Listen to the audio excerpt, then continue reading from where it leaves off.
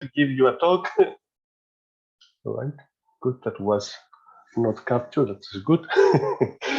Right. So let me start sharing my screen. So I'm just going to share my first screen. Let's just move this to the left. Okay. So my talk today will be about actually it will be on integrable difference equations, and in particular, I'm going to discuss some kind of transformations which allow to construct solutions for these equations that are so-called Darboux and Bäcklund transformations. And actually what I'm going to discuss is how all these things are related and can be used for the definition of integrability for difference equations. Right, so the plan of my talk is to first of all start with some notation just to give you or to extend the notation that I'm going to use, and then I'm going to say a few things about partial difference equations and how we can, in some sense, define integrability. Again, there is no definition of integrability, but there are criteria or tests which can establish integrability for a given equation. And then I will explain how this notion of integrability is related to Darboux and Bäcklund transformations, and how actually I'm going to say a few things how we can construct, how we can derive this kind of transformations, starting with a given equation and its Lax pair. Lax pair I'm going to explain in a moment. It's related to integrability and can be used as a definition of integrability.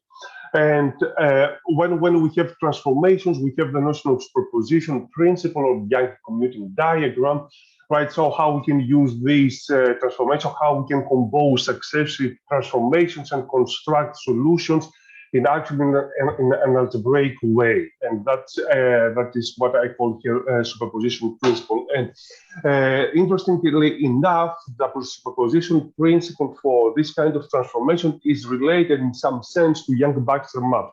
I'm not going to say many things about Young-Baxter maps, but I will just give you a couple of examples which are related to these two examples, to these two equations that I'm going to consider: the discrete Hirota KdV equation and a discrete and nonlinear Schrödinger equation, also known as Adler-Yamilov system. Right, so and that would actually complete the main body of this talk. And at the end, I will just mention a few extensions of this theory of these things to other classes of difference equations and also to non-commutative equations. All right, this work is based on some work that we are doing with Sotiris. Our first part of this talk, which is related to this discrete NLS equation, is already presented in a paper with Xenia, Sotiris, and myself, and it's available already on arXiv. And some, as I said, there is also work in progress for all these things, and so I will include some of this new material in this talk. Right, so let me first of all start with the notation that I'm going to use in this talk. Hold on. Yep. Right, so I'm going to discuss, as I've said, partial difference equations. So we are dealing with functions which depend on two independent variables which take integer values. So, and the independent variables will be denoted with n and m. Right, we can always keep the analog of the conditions of the partial differential equations with x and y or x and t. Now, the functions that we, as I've said, that we are going to consider are functions from z to r. So, and in order to avoid using so many indices and variables and so on and so forth, I'm just going to explicitly omit the dependence of u on the independent variables n and m, and I'm going just to denote the value of u at the point n plus I, m plus j with some indices in this way here. So whenever we see u with indexes I and j, that means this is the function u evaluated at the point n plus I, m plus j, and n and m are any point on the plane, on the lattice.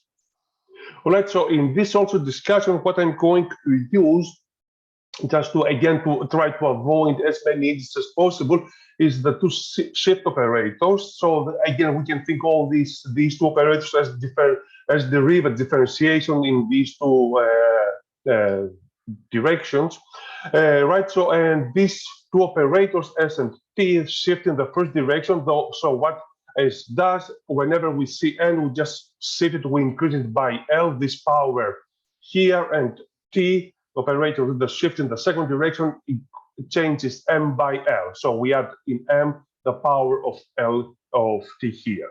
And in general, when we act with of these two operators on a function, like this one here, what we do, we increase the first index I by the power A of S, and we change the second index J with the power of the second of the T operator B. And again, in order just to avoid having long expressions with variables with many integers, so on and so forth, I'm just going to denote functions f which depend on a function u and a finite but otherwise unspecified number of shifts like this. So this notation here means that f depends on u and maybe some shifts of u. All right, so this is the notation, and also I'm not going to distinguish between vector functions and scalar functions, so I'm going to use the same letter u and v for any function, either scalar or vector. All right, so let me first of all describe the equations that we are going to consider and what we call systems of partial differential equations. As I have already mentioned, they are relations which involve one or more unknown functions and a finite number of their shifted values. Right here, and I'm going just to actually, for most of the discussion and the example that I'm going to present, I'm just going to consider the so-called quad system. That these are systems which are defined on an elementary quadrilateral of the z-square lattice. So equations of this form. So here, this equation, this system of equations involves a function u and its two shifts u10, u01. Well, we can see them in the graph here. So this is u00 in this notation. So this u00 is this guy down here. And then u10 is this point here. u01 is this point here. And u11, of course, is this point here. So this equation or this system of equations involve the function u and these 4 points only on the z-square lattice. And these systems, which we call usually quad system or quadrilateral systems, and these are the systems that we are going to consider. The reason for that is it's a relatively well-studied class, and moreover, it's very well closely related to integrable differential equations, as I'm going to explain a bit later. All right, so these are the kind of equations that I'm going to consider and to discuss, and just to give you a couple of examples of these equations. And these are the Hirota KdV equation, this equation here, right? So, and this is the first example that I'm going to discuss in detail later. And a system, a quadrilateral system, is a discrete NLS nonlinear Schrödinger system, which is here, this one here. Also, again, it's referred to as Adler-Yamilov type system. And in these two systems, we have, well, in the first equation, we have just one unknown function. In the NLS system, we have two functions, u and v. Alpha and beta are some parameters or some constants. And at the end, I'm just going to also discuss equations which involve more shifts, like this one, right? So this equation involves one shift in the first direction. So the higher first index is 1, but 2 shifts in the second direction. So this equation is defined on 2 consecutive quadrilateral on the lattice. So it's a high order KdV equation. I'm just going to mention that at the end, but I thought it's nice to put it here. All right, so how we can define integrability. I have already mentioned that there is no universal definition of integrability. There is a plethora of tests and criteria to do that. Here I have just a list, a relatively long list to do this to test integrability, and I've just put and highlighted in red these four here, which are the tests or the criteria, the things that I'm going to use today. If an equation admits, and I'm going to explain what a Lax pair is in a moment, admits a Lax pair, then we call it integrable. Moreover, if there are Darboux and Bäcklund transformations for a given equation, and these transformations allow us to construct solutions from solutions, and so we can construct higher series of solutions if you want, then we call it integrable.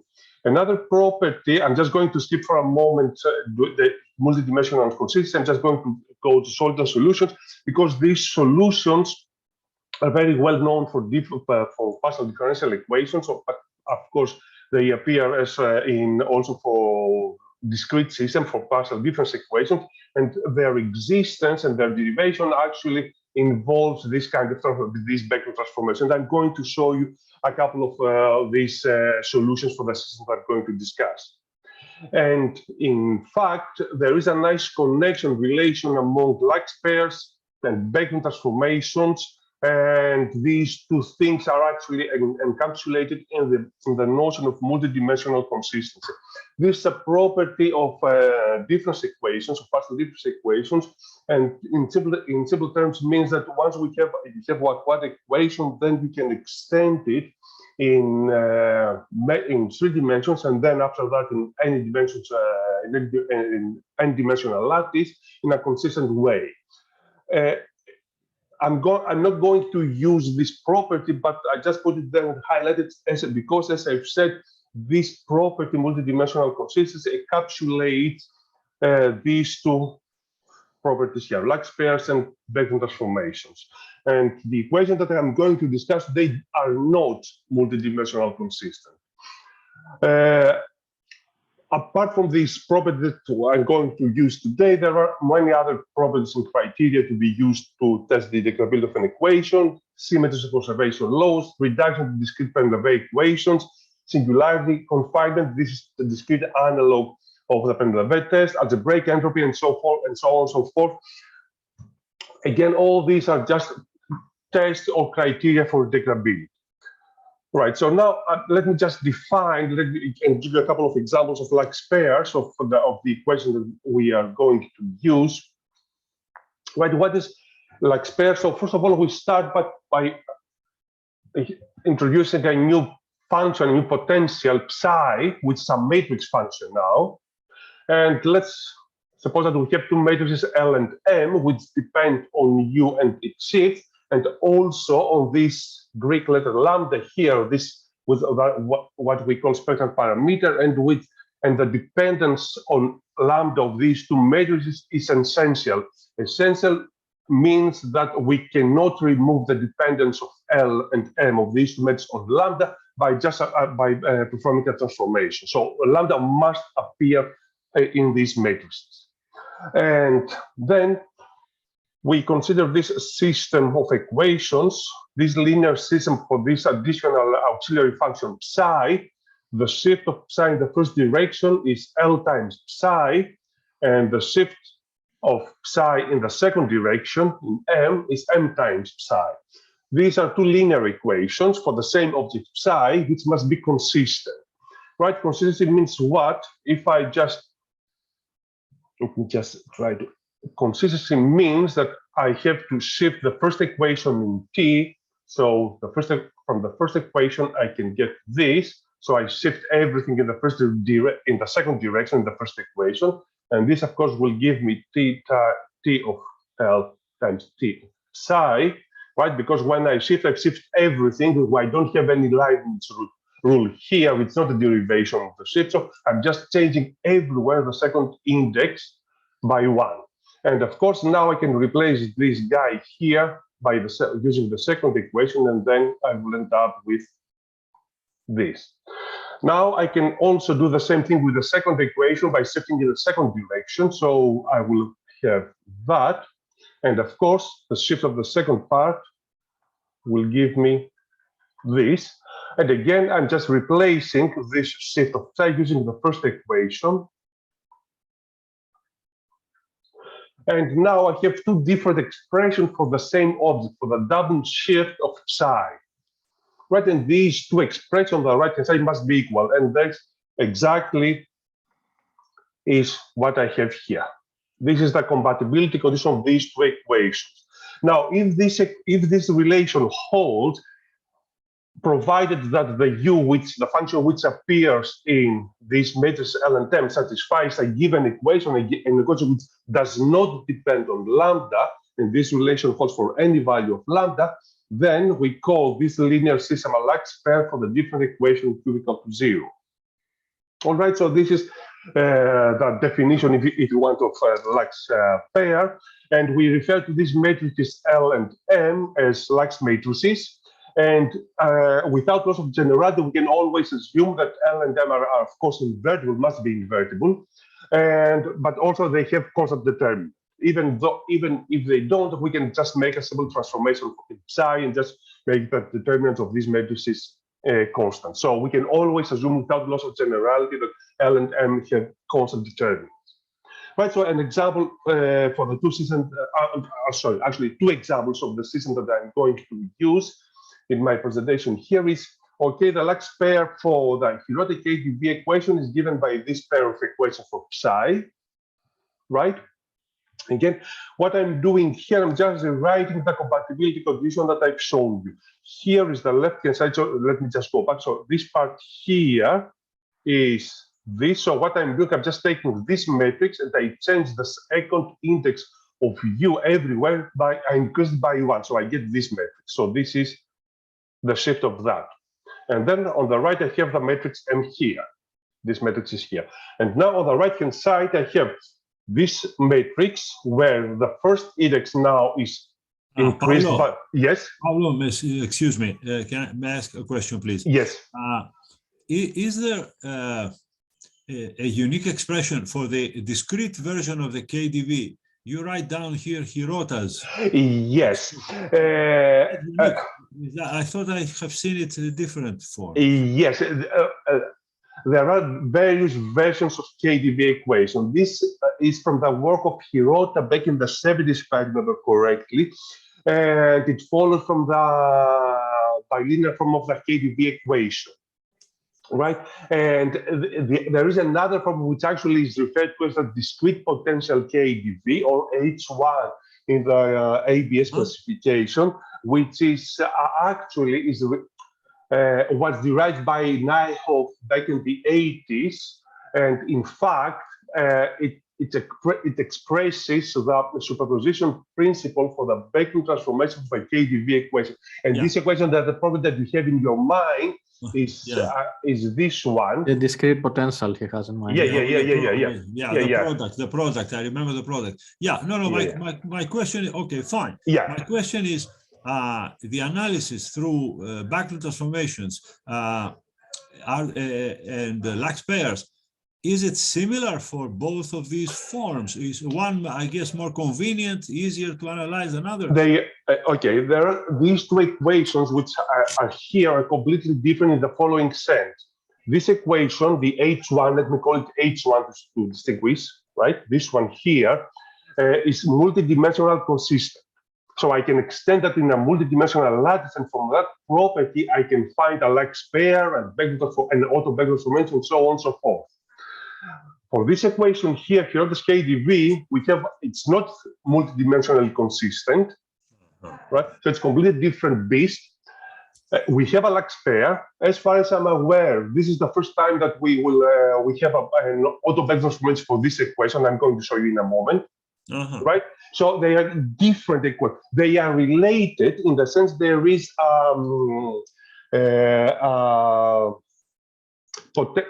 there is a transformation which takes you from one equation to another, right? But but it's not a point transformation. And they are 3D compatible, both of them. No, Ah, This one is Sorry, 3D covariant. This is 3D consistent or multidimensional consistent. Yeah. The other one, Hirota's KDV, it is not. Just Pavlos, because not everyone knows that 3D consistency and multidimensional consistency is exactly the same definition. It's a different, well. Not always, not always. Yeah. Anyway, so don't. Sorry, Pavlos, yeah. Excuse me, but I think that recently Nakazono and Nalini, they showed the consistency of the Hirota's KDV as well. But of course, they have a different lattice where it is consistent. Okay, so, I mean, yes, yes, Pavlos, I agree with what you said, but I'm talking about the standard consistency, right? If you just take the three-dimensional lattice and try to extend your equation in on a three-dimensional lattice, probably, yes, it fails. All right, so let me just erase this part from here. Okay, and this one, okay. So, yes, this is the Lax parent, this is the compatibility condition. Of course, here, of course, if we move everything on one side and try to simplify things, then we end up with this expression here. And it's clear from this equation that this holds if and only for any value of lambda, right? If and only if U satisfies the KdV equation, the Hirota KdV equation. All right, so this is the Lax pair for the Hirota KdV equation. And for the discrete NLS system that I've mentioned earlier, the Lax pair is given by these two equations here. So now I have a system, I have two variables, U and V, and these matrices depend on U and, well, a shift of function V, V10 and V01. Same story, we have to check the compatibility condition of this in exactly the same way, and then we will see that the compatibility condition holds, is satisfied if and only if U and V satisfy the NLS system. Right, and it is worth mentioning here that the two matrices actually, in this case, one follows from the other by just changing, interchanging V10 and V01 and alpha and beta. So if I go here and change this and this one to V01 and alpha to beta, I will get this matrix here. This is a nice metric property which also gives probably an insight for in order to, when you try to find the Darboux transformation in a moment. All right.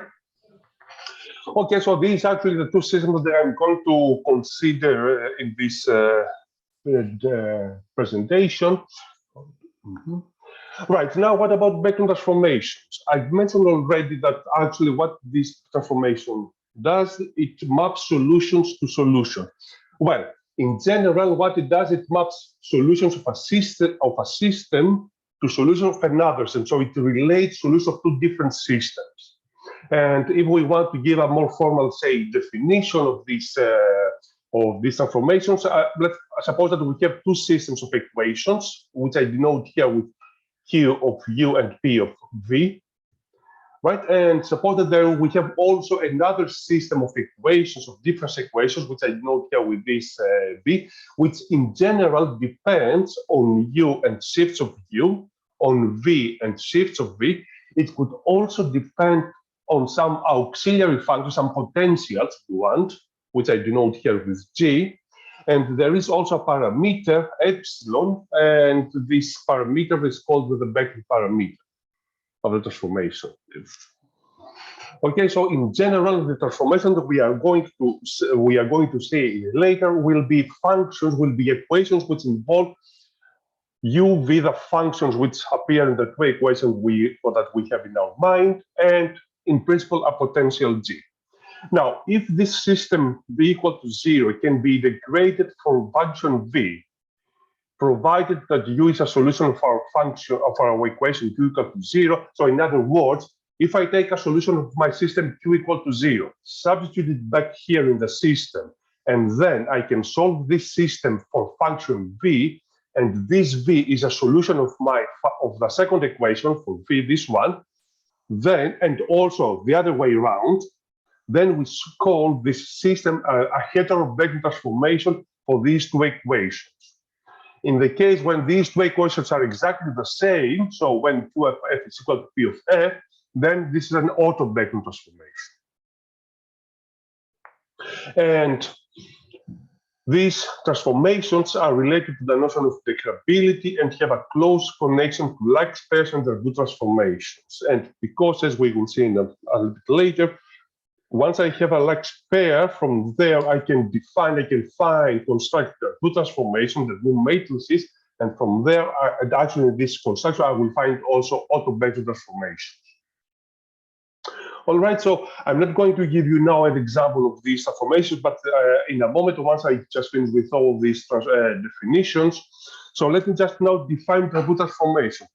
Bäcklund transformations are related to a given to equations, right? As we said, let me just go back for one moment. Here, the Bäcklund transformation has to do with two equations in general of functions u for functions u and v. Now, Darboux transformations have to do with a Lax pair. And we can think these transformations as some transformations which map solutions of this linear system to solutions of the same system with some changes, some updates. And to be more precise, a Darboux transformation, well, we call it for integrable equation Q, but it's related to its Lax pair. Right, is a spectral parameter dependent transformation, right, that leaves the Lax matrices covariant. That means we'll change psi to a new psi tilde, but also the matrices will remain the same, but will not involve u, but a new variable u tilde, as it is given here.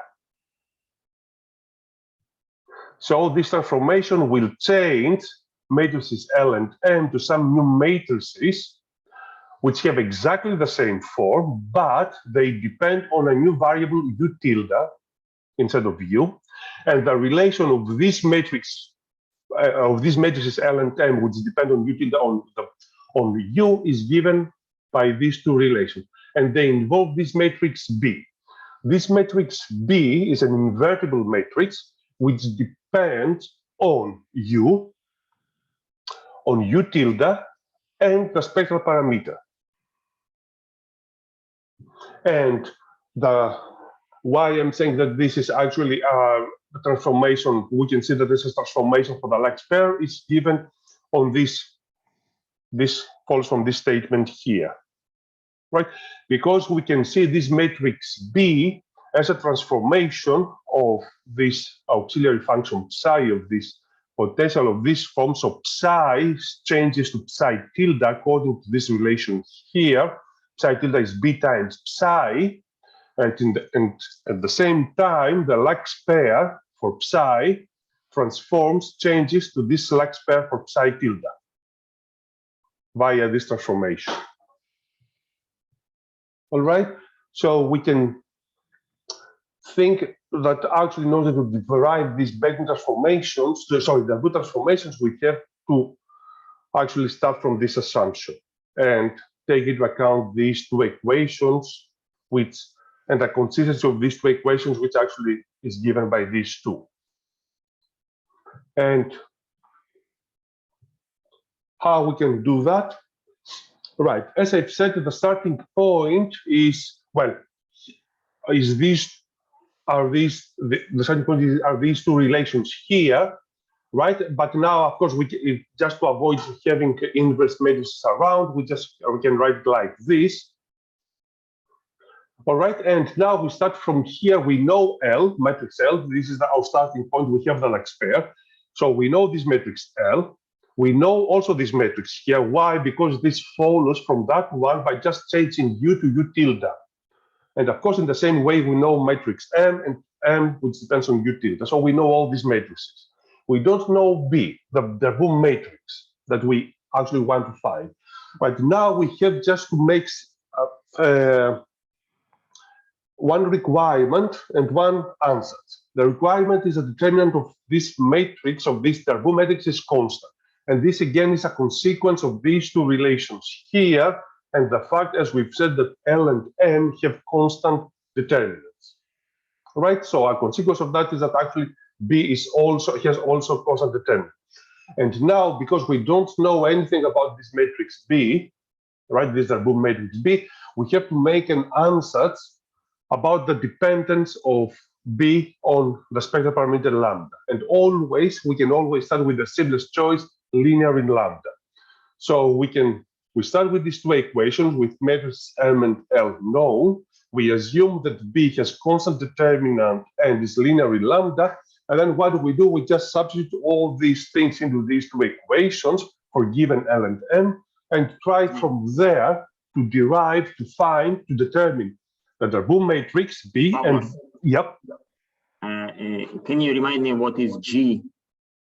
G, well, in these constructions, because, okay, let me say it here, right? So here, as I've said, we just make an assumption for this Darboux matrix B to be linear in lambda. Now, this matrix is B1 and B naught, this guy here and this guy here.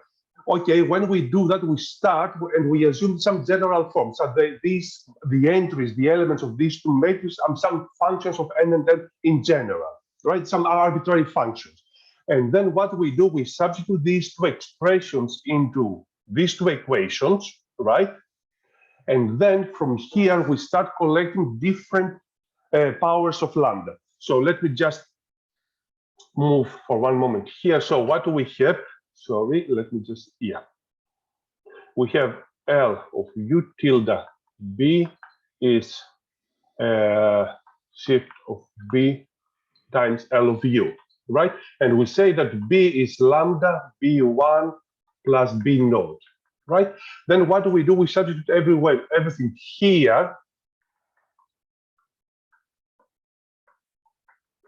And here we have to say that B1 and B2 are some two matrices with some arbitrary entries, which depend in general on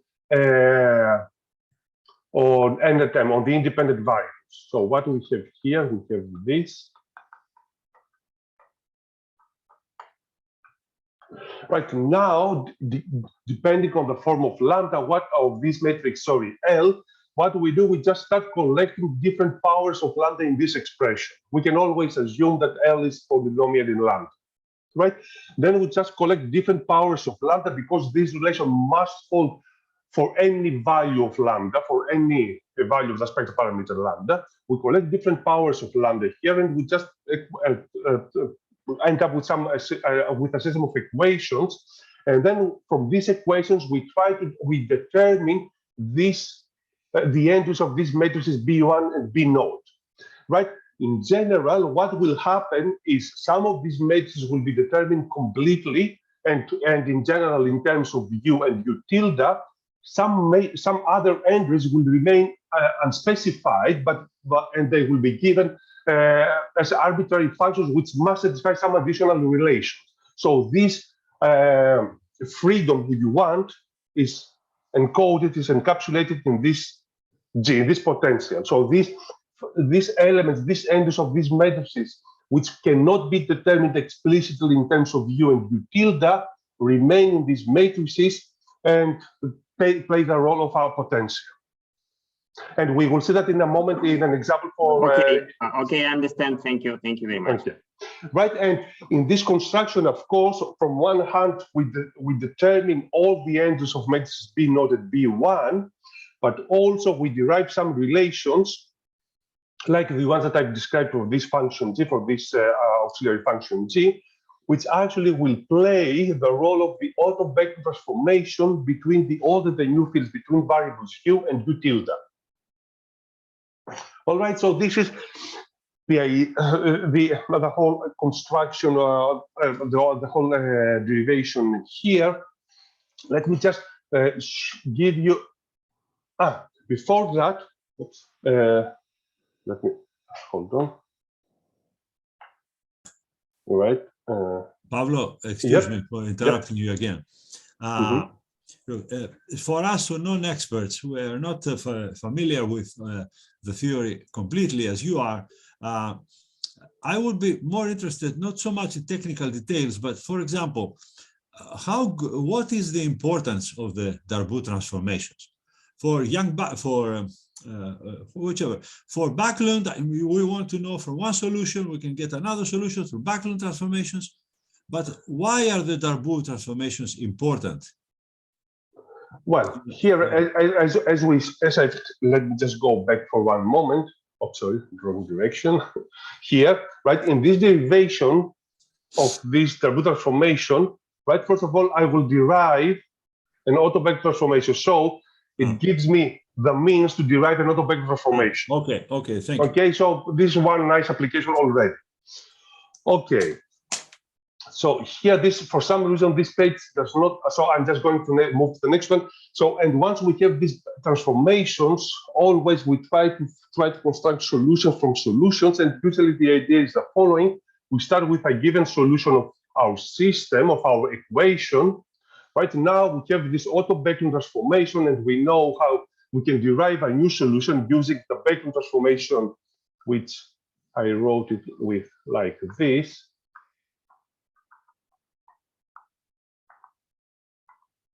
Right, so I'm just using all these.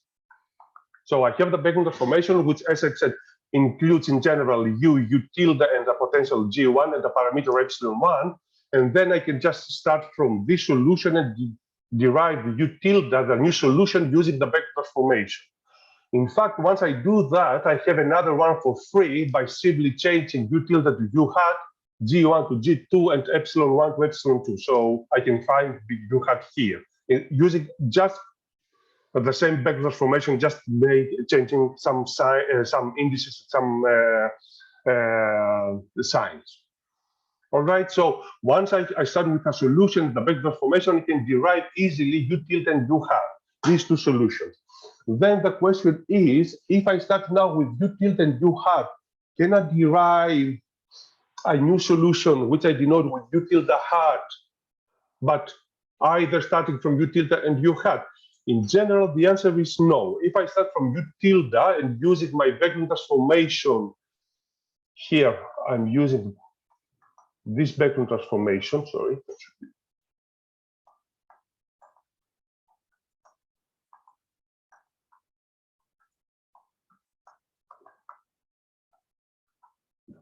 Right? If I start with u tilde, I can derive a new solution u tilde hat and using a new potential G1, 2 and parameter epsilon2, I will derive a new solution u tilde hat.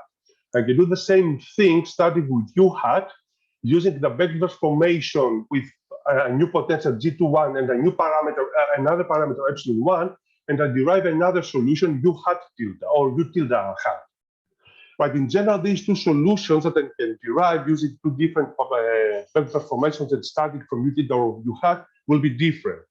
But if I require these two solutions to be the same, so this diagram to be commutative, so these two ways lead to the same solution, then I can find this solution here algebraically. And in fact, in order to find this, the so-called superposition principle of this transformation, what I have to do, I have just to use the Darboux transformation. So this makes, so I just take this relation here, which involves the Darboux matrices that we found. So another use of these Darboux matrices is that they provide us with the superposition principle of the auto-Bäcklund transformation. And in fact, in certain cases, well, in general, this relation here will give us in the context of difference equations, will give us a map, but in certain cases, it will also give us a Young-Baxter map. I'm not going to say more about this, but I will just show you in a moment what we get from this relation. All right, so okay, this is the theory. So let me just move on because Pavlos, could I yes, pose a question with the previous picture? Yes, is there some importance of this commutativity in constructing solutions, U tilde, U prime, describing the space of solutions of some other questions? do you understand my question? So it is absolutely important in the context of such transformations. So this space of transformation has an interesting algebraic structure. But is it important in the question of describing solutions of the initial problem, so of the problem for U? Well, in general, for these transformations, the Darboux transformations do not have any group structure. However, for Darboux transformations, because they are just matrices, in principle, we have some group structure. But what the importance of this structure is to the solutions, to be honest, I don't have an answer. Oh, okay, thank you. Right, and here is just an application of all these things that I've mentioned in this for the Hirota KdV equation, right? This is the Hirota KdV equation. This is the Lax pair for the KdV equation that we saw earlier. Right, now, again, if we just do what I've mentioned earlier, so we start with the general assumption that we want to find the Darboux matrix, which is linear in lambda, and then try to determine all the entries of these two arbitrary matrices B1 and B naught, then we will end up determining all the entries but two, right? And here, these two entries, which do not involve the function U or U tilde, but involve only a potential G. And this potential must satisfy these two equations here, right? And these two equations involve G, this potential G, and our function U. And then the new solution of the Hirota KdV is given by this relation here. So in other words, what does it see? This is the Otto-Bäcklund transformation, which does not involve U and U tilde, but involves U and the potential G. So starting with the solution U of the Hirota KdV equation, we determine this potential G, and once we know potential G, this function G, we go here, replace G and U with what we have, and we find a new solution for our KdV equation. So that's why in this definition for Bäcklund transformation, Darboux transformations, I've used the notation with U, U tilde, and G. So because indeed, this is a nice example where actually the Darboux transformation, the Bäcklund transformation depend on a potential, on an auxiliary function. And in fact, this is quite similar to the continuous case in the sense that if you want to find the transformation, the Otto-Bäcklund transformation of a KdV equation, actually you have to go to the potential one. And then you have just, actually, you need, in some sense, a potential, a new function. Yeah. Is epsilon arbitrary? No, epsilon is a parameter and plays the role of the Bäcklund parameter in the Bäcklund transformation. Yeah, but what is its value? Yeah, it's an arbitrary real parameter. Okay, that's what I asked. Yeah. All right, so, okay, let's see an easy application of that. Usually what we do with Bäcklund transformations, we start with a very simple solution and try to construct a new one. So let's take the simple solution 1 of the Hirota KdV equation, right? What we do now, we go back to the equation for the Otto-Bäcklund transformation for this potential G and replace with U with 1. So we have these two Riccati equations for G. Well, they can be linearized by using this transformation. This is a constant, and this square root, right? And W is a new function, a new potential if you want. We substitute that back to these two Riccati equations, and we end up with these two linear equations. And the general solution of this system is this function here, right? And now we know W. We can go back here and find G, and now we have G, we know U, and now I can find my new solution, U tilde, the new solution. And in this case, the solution that I will find is actually represents the D1-Soldon solution of the Hirota KdV equation, and here I have just the graph of this solution. This is the solution which you can find using this Bäcklund transformation. All right, and of course, once we have the Bäcklund transformation, as I've said, we have also to consider the superposition principle, how we can combine three different Bäcklund transformations to construct a new solution in a algebraic way.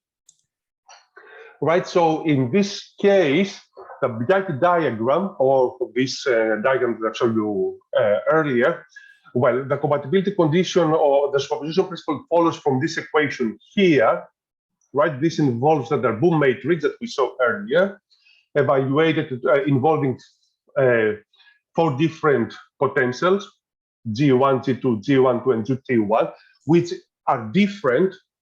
And the superposition principle actually is this one, right? That means that, let me just check. If I start with U, oops, white, I don't want white, sorry. Let me just switch to black, right? So if I start with function U, I will find U tilde and a new potential G1. I can find, of course, U hat and with a potential G2. Then I can find in 2 different ways the same solution U tilde hat, either using G12 or G21. These 2 potentials are given in terms of G1 and G2 via these 2 relations. And this follows from here. And once I have G12 or G21 is the same thing, I can find U tilde hat as the shift of G12 divided by G12 times U tilde, but that U tilde, again, this comes from here. So actually, I can write it as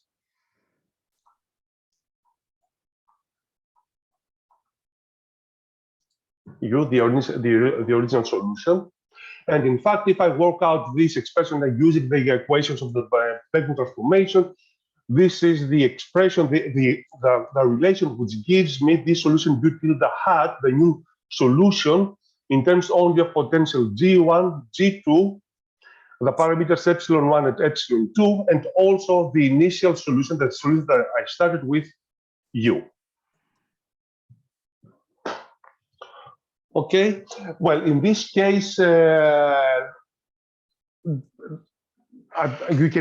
couldn't find the right choice for the parameters epsilon1 and epsilon2 to get a 2-Soliton solution, as I'm going to do in a moment for the NLS system, but it gives some interesting solutions as well. And something which is probably not very clear from here, this equation, this equation here, which gives a superposition principle, actually, if we solve it for G1 and G12, it's actually the Young-Baxter map, which is noted HB3. It's which appears in a work of Papageorgiou, Tonkas, Vesselov, and Sulis. So this is a relation, a connection between Darboux transformations and superposition principle Young-Baxter maps. Right, and this is for the Hirota KDV equation. When we move on to the NLS system, right, the Large-Pair again, this is what we saw. We work in exactly the same way, right? We start with the assumption that our Darboux matrix depends linearly on lambda. When we go through all the analysis of the Darboux matrix, we end up with some system of equations which involve 2 potentials, G1 and G2, right? 2 potentials, G1 and G2, and also 2 arbitrary parameters, C1 and C2. Now, we can always start by choosing these parameters, C1 and C2. One choice is to take 0, 1, or 1, 0.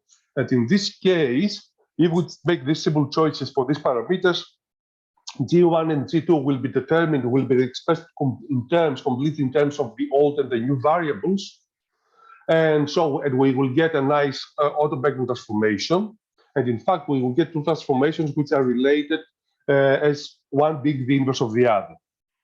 When we believe this C1, C2 to be arbitrary, so we don't restrict to this particular value 0, 1, and 1, 0, then we have a system which involves 2 potentials, G1 and G2, but in this case, it can be shown that actually this transformation with these two potentials can be seen, can be expressed in some sense as a composition of these two simple ones.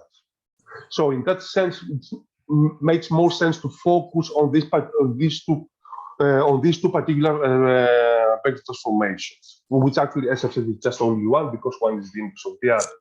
And this whole analysis actually boils down to this statement here, that the Darboux matrix is this one.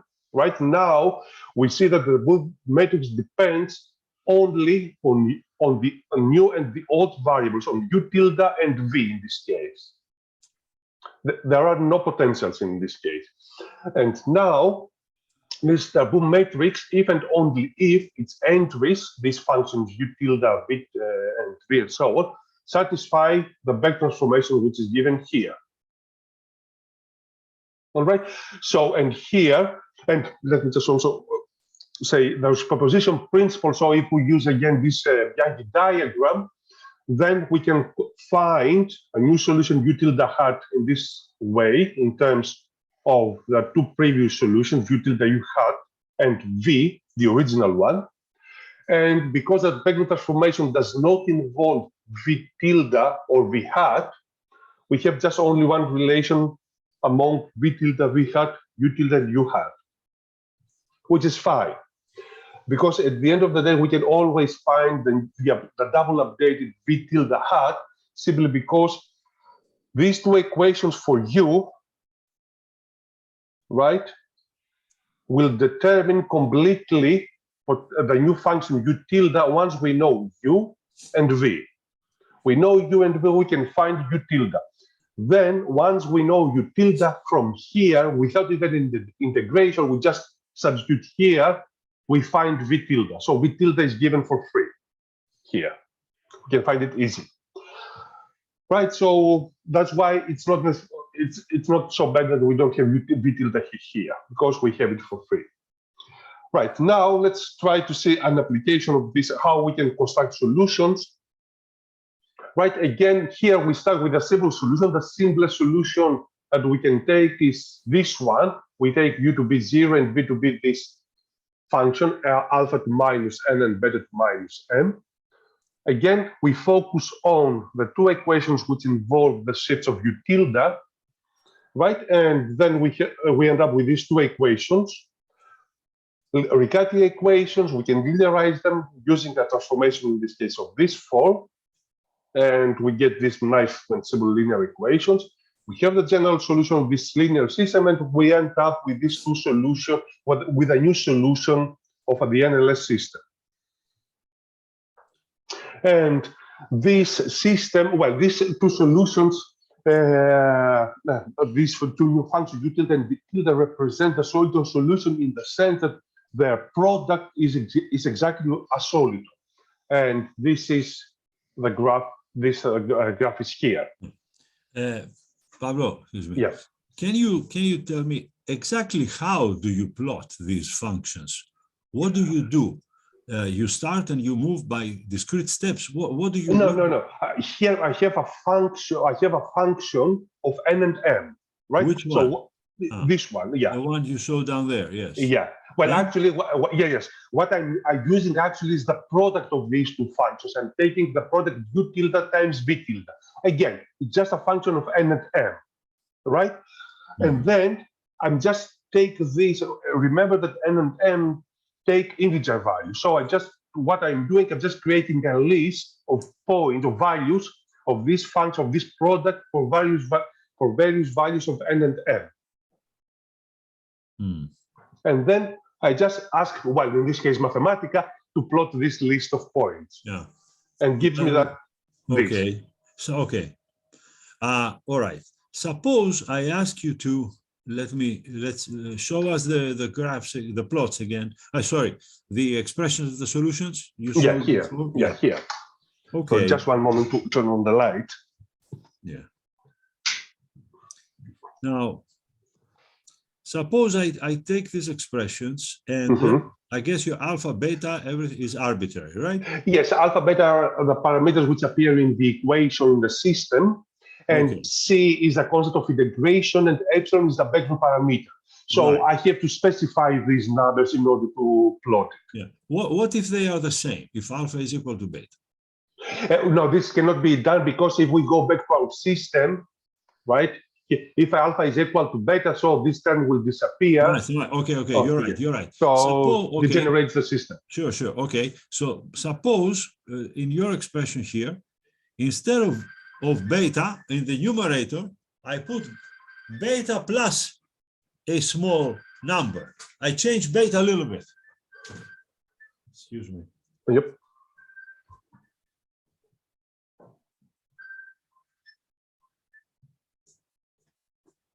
Έλα, πες μου. Μισό λεπτό. Ναι, okay. Sorry. All right. Yeah. So instead of having beta there exactly, in the denominator or numerator, I replace beta by beta plus a small number, 0.0001. What do you use for these values generally? Well, for this plot, if I remember correctly, the values are for alpha is 4 and for beta is 2. And yeah. Fantastic. So suppose I make beta instead of on the numerator. So it's not the same beta everywhere. Somewhere in the numerator, I change beta by a small number. How would that affect the picture? Well, you lose integrability, obviously. Hold on. You change beta only at one point, not everywhere. You change the value of beta only at one point. Okay, το περιμένω. Right. So in fact, it's possible to plot right? I mean, but you've changed the value of beta, say only here, not everywhere. Right. Yes, not everywhere. Let's put it, there with the epsilon, for example. Instead of beta minus epsilon, I will change it, to in a way that it's not the same as the denominator. It's not the same beta minus epsilon. In the numerator, it'll be beta plus 0.001. Right. I mean, we have to. I mean, if you play with these parameters a little bit, I mean, for this solution that I have here, if you choose this, we have a lot of freedom, right? Let's say that alpha and beta are fixed by the system, but epsilon and C are up to us to choose. So if I choose this C and epsilon in a different way, I could have a singular solution, right? So these small changes, it could destroy integrability. So this nice picture of soldiers, or we can just do not alter it at all. So I mean, it's not a very simple, straightforward answer if we don't consider particular solutions, particular choices for these parameters. Yes. But I could not solve the equations from the very beginning. If I started with the equations and tried to solve them directly, well, I mean, this is for initial conditions that are close to these solutions. Anyway, okay. Yeah, we can discuss this. Sure. Yes, but yeah. Okay. So okay. Go on. Okay, so in this case, the product, as I've said, U times B is the one Solton solution, and here, of course, the other. Well, I just put also the potential 1 over G to be more precise. Well, remember that this G appears here. 1 over G appears here when. In this computation of U tilde, it's a king. And now, we have the one Solton solution. We can use the superposition principle. Well, I didn't put here the exact, we had the expression for the superposition principle, right? And now what I'm doing here, I'm just writing the solution, U tilde hat and B tilde hat. And this solution is given by this expression, this rational expression here, which involves this product of alpha to power n, beta to power m, and shifted by epsilon 1 and epsilon 2. So, and they are really nice and symmetric expression. it's not, well, it's not difficult to check that actually this expression is invariant under the interchange of indices 1 and 2. So it should be. So, and in fact, the solution here is the two-Solton solution for the NLS system. Well, hopefully this is clear. So we have this tall and faster wave here and the small and slower here. And if we want to see it in for various different m's, or I don't remember if this is for m or fixed n, but it moves in this direction, and we have one big wave, and then we start splitting, and then we have two solitons and traveling to in this direction. Then the tallest goes ahead. Okay, so in this case, the superposition principle gives us actually the two Solton solutions of the discrete NLS system. All right, so this is the work that we have done with Sotiris and Xenia, but of course, this is not here. What I've done, I've just discussed systems which admit 2x2 matrices, large pairs which involve 2x2 matrices. Of course, they can be extended to a system which involve n by n matrices, right, Lax matrices, and like this equation here, which admits a 3x3 Lax pair. Right, for this equation, we do have a Bäcklund transformation, and no Bäcklund transformation, which involves our potential. But now, because we have a 3x3 Lax pair, the Bäcklund transformation, the equation for the potential in the Bäcklund transformation are second order equation, not first order one. And in fact, not only we can extend these to systems like this, but also to systems which are defined on T consecutive quadrilaterals. This is one of the systems that I've shown you at the beginning. And for this equation here, we can again use the same ideas and the same approach to find the Darboux transformation, the Darboux matrix, and then construct an auto-Bäcklund transformation. And in fact, for this equation, which is something like a higher order KdV equation, actually we can find also the 1 and 2 Solton solution for this equation. The most interesting extensions involve when we start discussing non-commutative system. And now with Sotiris, we work on some non-commutative version of the NLS system, right? Which now here U and V are variables, and I've used now boldface letter just to denote, to make clear that here we are dealing with variables which do not commute, right? So we can think that these objects, like for instance matrices, and alpha and beta are some real parameters. Right, so the system that we saw earlier for scalar functions now in the non-commutative case takes this form, and if I'm not mistaken, that first appeared in a work of Sokolov. Maybe Sotiris can. Sotiris, is this true? Yeah, no, actually, it appears in a work of Manakov in the case where you are n by n matrices.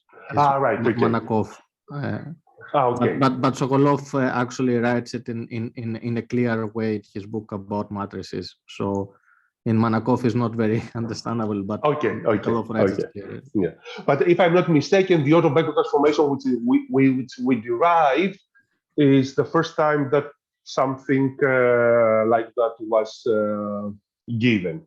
Right? For non-commutative systems like this, we can use the same idea of Darboux matrices, Darboux transformation, auto-Bäcklund transformations, and in that case, we've managed to find last November when Sotiris visited Liverpool. We found this auto-Bäcklund transformation for this non-commutative version of the NLS system. And of course, there are here it's in some sense it's a straightforward generalized extension of the system that I've shown you earlier. We can start with something more general than this when these alpha and beta are not just parameters but actually functions of n and m. So in principle should also be non-commutative variables themselves. So, but this is something that we work on it at the moment. So I don't want to say anything more on that. Right, so, and I think now I can conclude my discussion. So what we've done with Sotiris and Xenia, and we continue this work, we just suggested a systematic method to derive Darboux and automated transformations for declarable difference equations using the Lax pair. And actually, it's not only that, but the importance stems from the fact that these belt transformations can be used to construct solutions, and actually, in particular, shorter solutions with another definition, another property, if you want, of integrability. And in this construction, this derivation, actually, what we've noticed is that the superposition principle for this Bäcklund transformation for the discrete systems can be viewed as Yang-Baxter map in the same way that quad graph systems are expressed as superposition principle of an auto-Bäcklund transformation for declarable differential equations. And at the end, I've mentioned also very briefly the extension to the non-commutative case, and this is something that on which we still work on. Okay. Thank you very much. Thank you.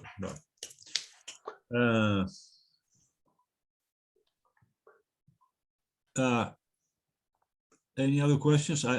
If anybody wants to ask a question, go ahead. Monopolize the situation, but in any case, pursuing what I said before, let's go back to one of your equations. Okay, let me just hold on. Let me just again. KdV, NLS, any one. Okay. Okay. Well, this is the first one here. Okay, so let's. Now, suppose, yeah, whatever, this one. Suppose now I have, for which you have a solution, right? Mm-hmm. Okay. Now, to find the solution and to plot it, you start with some initial conditions for it, right? Well, in this case, I don't have any initial conditions. Oh, well. So yeah. How do you plot it? I mean, okay. You substitute something somewhere. Yeah, okay, here, just take one simple solution. Usually we take something like a constant solution or a very simple solution. In this case, we've started with this solution here, right? Yes. Okay. Yes. Now, we ended up with this solution down here. Yes. Okay. Now, here I have, well, this initial condition, if you want, is this C and this epsilon, these two constants, these two parameters. So I have the freedom to choose this C and epsilon in any way, in principle, that I like. And how do you plot this function? Okay, can I comment? Because actually this conversation happens a lot when we have meetings with nonlinear dynamics and integrable systems. So in integrable systems, in most cases, we don't have initial values.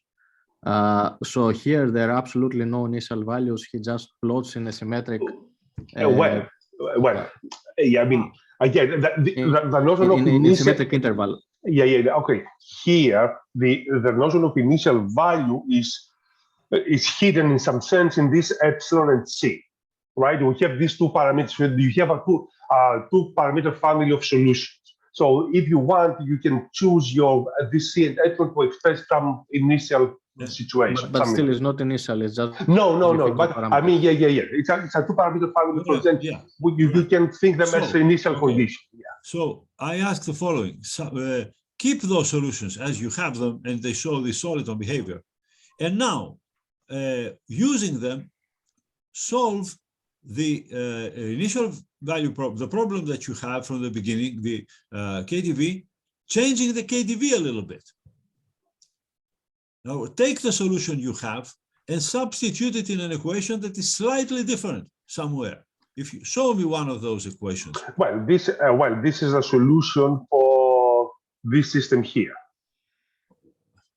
Yes, this system here. Okay, so suppose now I make this change in beta I was saying before, and in one of those equations. And beta in the second equation is a little different than the beta in the first. So we leave alpha where it is and change beta slightly. Can you substitute this solution you found? Can you substitute in these equations now with the beta a little different? And you mean to do it now, on the Yeah. spot? After changing the integrability condition. Yes, yeah, you've changed your So, system. Probably, yeah, it will not work. So if you change anything in the parameters, you lose integrability. Yes. If you So want to what? keep integrability, sorry. No, I don't. No. Wait. You have some solution there. Yeah. And how do you plot the solution, but you don't know if it satisfies the equations? It does. No, it does Well, satisfy. Actually, if you the change the parameter, solution, it will not satisfy the question. these Fine. two parts. What will be the error? Okay, if I slightly change one of these equations in the beta parameter, what will be the error if I substitute your solution in them? What will happen? See, there must be a connection between the equations and the solution. I cannot tell without experimenting with what you suggest. Yeah, excuse me, Yeah. somebody is in the door. Okay, maybe somebody else has a question. Yes. Pavlos, I have a Yes. question about non-commutative deformation. Is it, I suppose there is a Poisson structure in the commutative case. So is this non-commutative deformation, is it deformation of the Poisson, so of the Poisson, how to say, part of the classical? So is it compatible with the Poisson structure? Do we have any Poisson structure for this? Well, I'm pretty sure that because for the Adler-Yamilov map, is the Poisson structure is well known. I'm pretty sure it's just matrix generalization of it. Okay. So you just replace variables by matrices. In the case 2 by 2 is that would be simple generalization. For this example, I'm not sure if how you can generalize in all examples, but in this case for the Adler-Yamilov system that he explained, it should be just simple generalization. Yeah. And the Jacobi, the Poisson matrix should be constant, like not variables, just ones and zeros. So it's a constant Poisson structure. Yeah, it's a constant Poisson structure. Thank you very much. So if there are no questions, Pavlos, thank you very much. You are welcome. Thanks very much. Thank you. Thank you all. Bye. We stop here. Bye. Bye. Bye. Bye. Bye.